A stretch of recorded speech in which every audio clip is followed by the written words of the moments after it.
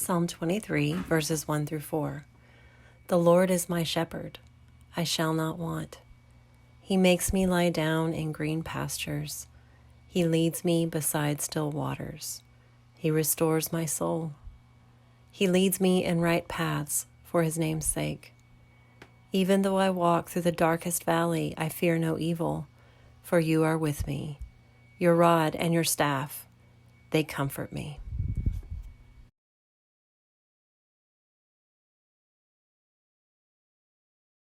Hey y'all, it's Pastor Laura. One of the joys, if there are joys of this quarantine, is that I get to take you to different places to have our message. And today I decided we'd have a sermon up here in my tree deck, in the trees in my side yard. And so today we're going to be up here in God's beauty and talk about the verse that says, your rod and your staff comfort me. And first I just want to have us think of what we naturally associate with comfort. Now, say we're not in the midst of a global pandemic, we would think of things like comfort food, a big plate of mac and cheese. Are you with me? Comfortable clothing, high thread count sheets, maybe a foot massage. So comforting. And then when we find ourselves in dire circumstances, in a pandemic, many of us would speak of comfort as something like certainty. To know when this will end, to have our finances restored, to have, some of us are out of work, to have a job and to know that we have a job. That is comfort.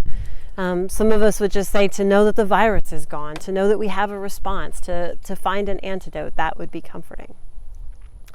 And we could rattle off, it's this and it's this and it's this for comfort. But almost none of us, when they say, well, what is comforting? We would say, a rod and a staff.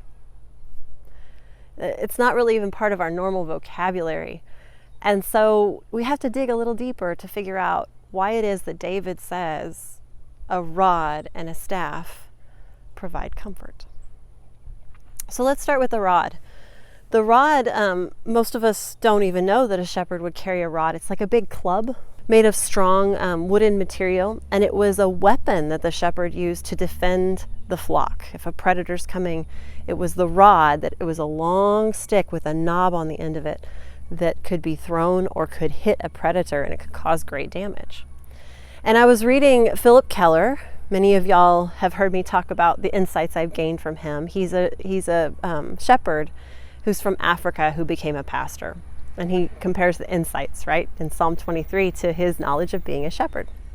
Well, he says that in Africa, it's part of the rite of passage for young shepherds to create a rod, right? And what they do is when they're about to become shepherds, they go out into the forest and they find a sapling. You can see some down there. And they are looking for one that's straight and strong and suited to their size and their strength. And when they find it, they pull it up by the roots. They need the root ball, at least. And then they begin to shape it and fashion it, to get the stringy parts of the roof off and to sand it until the knob is smooth. And it feels like it's the right heft in their hand. And then they work on the rod part of it, right, the straight part. And they're sanding it down and they're contouring it to where that rod, that club, perfectly fits that shepherd's hand. And then Philip Keller says these young shepherd boys can be seen sitting around target practicing. And they just set a target way out there in the distance and they practice throwing the rod the greatest distance with the greatest accuracy. He said it's a marvel to see. It's like if someone was really skilled with a bow and arrow, they can just put it right there. That's the way they can throw these rods. Such distance and such impact that it has. And he also tells a story of this one time when he was out, actually it was a pastor friend of his, took one of these young shepherds out to try to help him find the wild African animals to photograph. Just wanted to take like a photography safari. Well, this shepherd locates a herd of elephants, and they're up on a tall cliff, not the elephants, the people, and they're looking down. And the elephants are kind of under the overhang. So what they decide to do is they're going to push a big boulder down, not on the elephants, but nearby, so that the elephants are kind of startled out from the cover and they run out into the area where the pastor can snap these pictures. So the pastor says it just takes all of their strength to push on this huge, enormous boulder, that they're giving it all they've got. And finally they tip it. And as they're tipping it, as it's going over, they hear this noise and they look as they're off balance. And right there under the boulder is a cobra. And they're off balance and the boulder's going and the cobra's coming up ready to strike. But the pastor said the most incredible thing happened. In one instant, that shepherd boy flashed out and he struck the cobra, and the pastor didn't even know how. The cobra's there dead. And he looks at the shepherd boy and he's used his rod. And he said, the most amazing thing was the whole time that they're moving the boulder and the whole time they're looking at the elephants, everything, the rod never left his hand. He was ready, even at the most unexpected time, to provide protection. That's what David means when he says that God's rod comforts him. David is saying, there's things in life that I'm up against that I don't have the strength for. There's unexpected terrors that could kill me, but my shepherd is with me. He is protecting me, protecting my heart. And because he's here, I am comforted that I don't have to do this all on my own, that I don't have to protect myself, that God is protecting me. Will you remember that? Could we all remember that in this dark time? That we have a good shepherd who is strong and powerful, and his rod is always in his hand to protect us. And y'all, that doesn't mean that bad things will never happen. Clearly, this is a bad thing. It is happening. It means that God will safeguard our hearts. That no matter how dark it is, no matter the snake that uncoils before us, that we know that God will bring us through here and then eventually in eternity. Right? His rod, his victory is working for us. He's protecting us.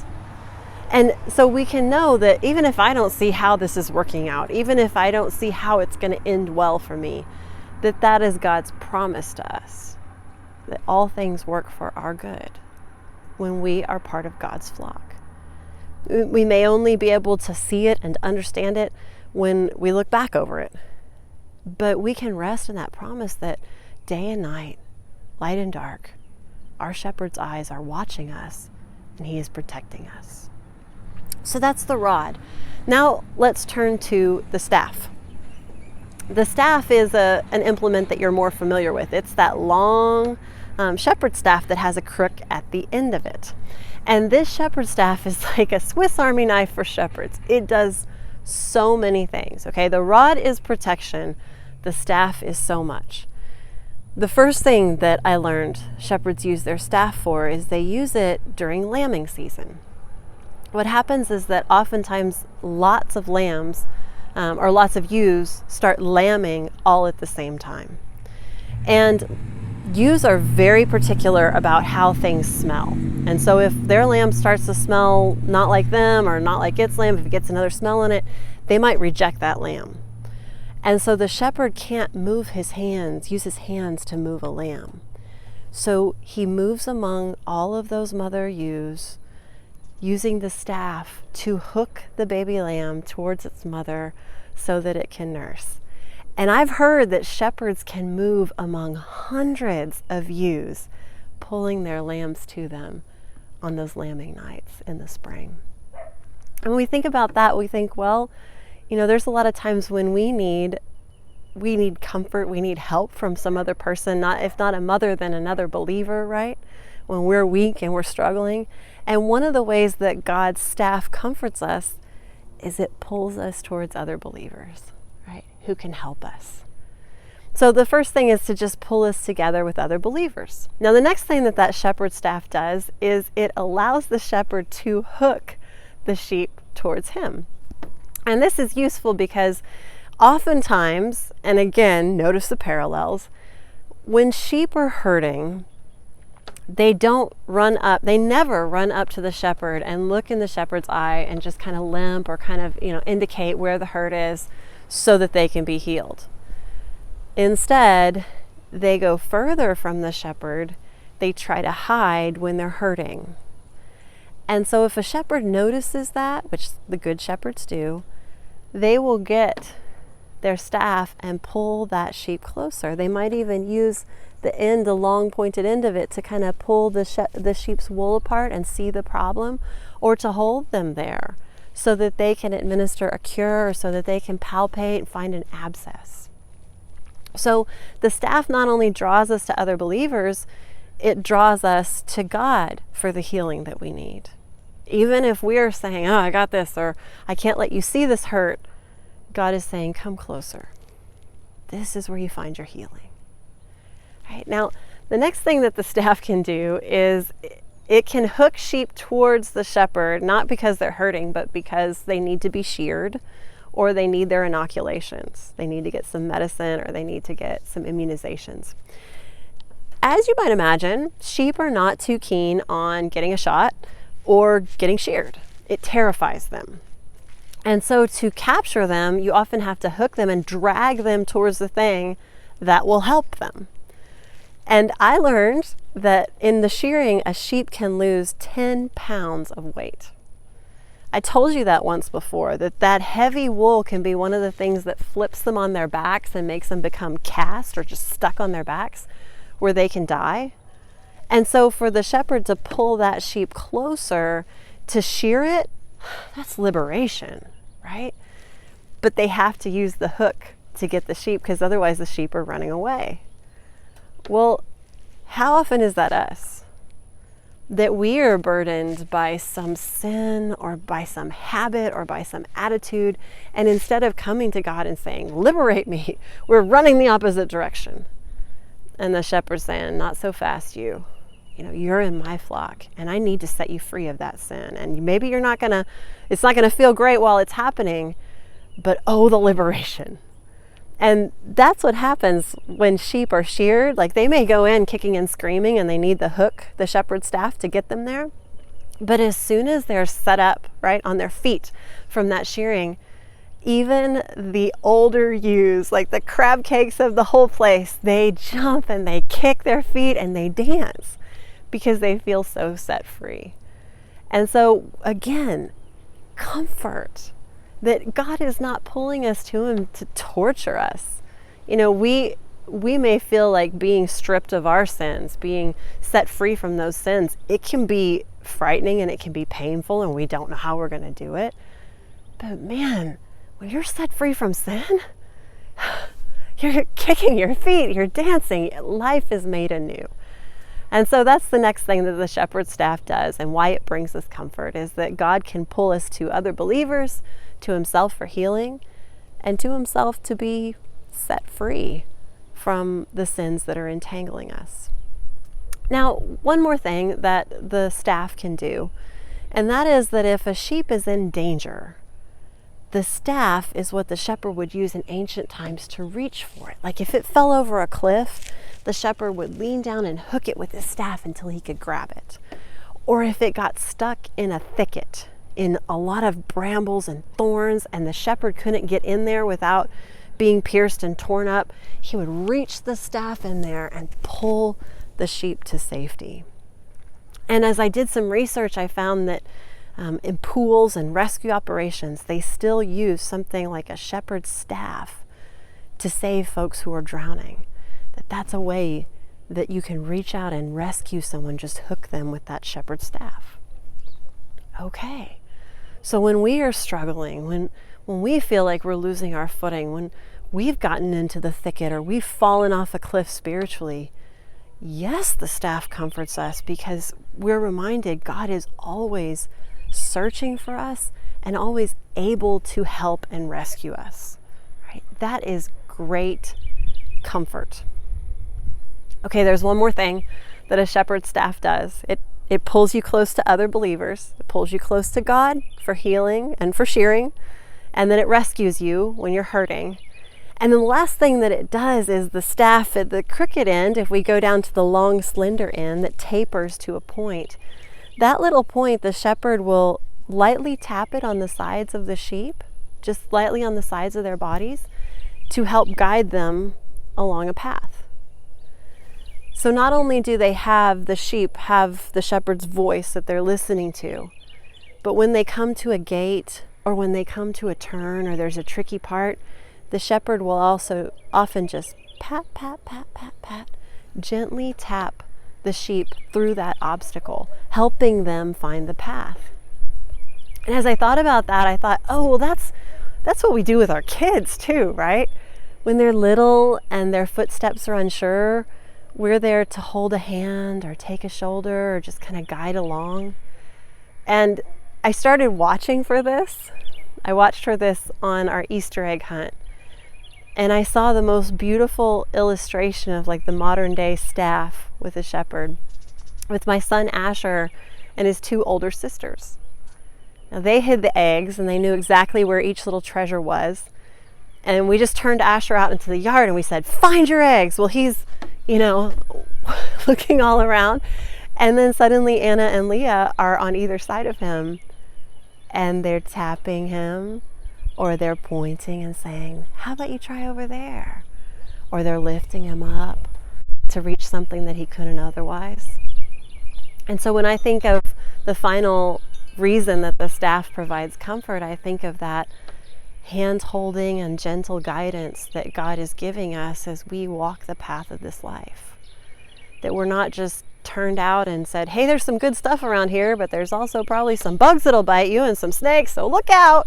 The whole time, just like those careful older sisters, just like a good shepherd, God is guiding us and nudging us in the way that leads to life.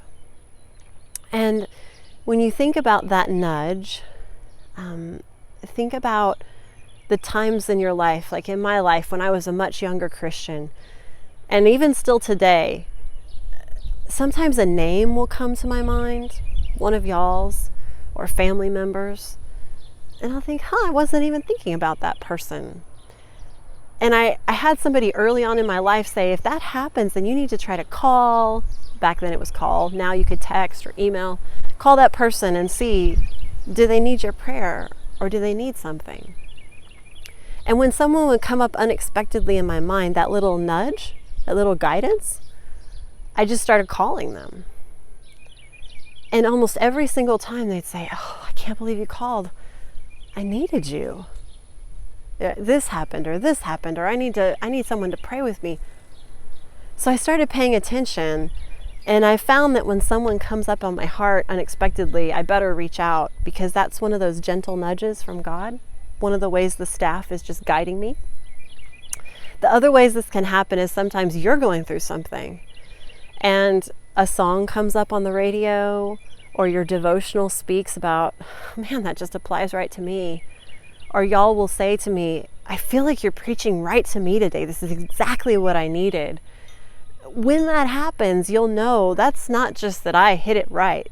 That's the Holy Spirit and God guiding you, giving you what you need so that you can take the next steps. And when we start to pay attention to those little nudges, those little taps, those times when God's holding out his hand and we take it, then we're going to find those right paths are so much easier, because God is always guiding us. And there's this beautiful story that Philip Keller tells about this old shepherd who had a favorite sheep. And he said he would often observe them walking as the flock was moving. And the shepherd would be by that sheep, and he'd just have the side at the little end of his staff just gently against that sheep's side. Philip said as he watched them walk like that, just that gentle, constant touch, he said that was a picture of God's love for each of us. That those two loved each other so dearly that by maintaining that little touch on the side, he said it was as if they were always walking hand in hand. God's rod in protection and power, and his staff in pulling us to each other and pulling us to God, in rescuing us and in guiding us. The rod and the staff provide comfort and protection. Comfort in the staff and protection, right? And what we remember is this isn't a one-time thing, right? Throughout the journey that these sheep go through, the shepherd king, who's David, affirms that God provides comfort because he's always there. He's always there to comfort you, to protect you, to guide you, to rescue you. His rod and his staff make sure of it.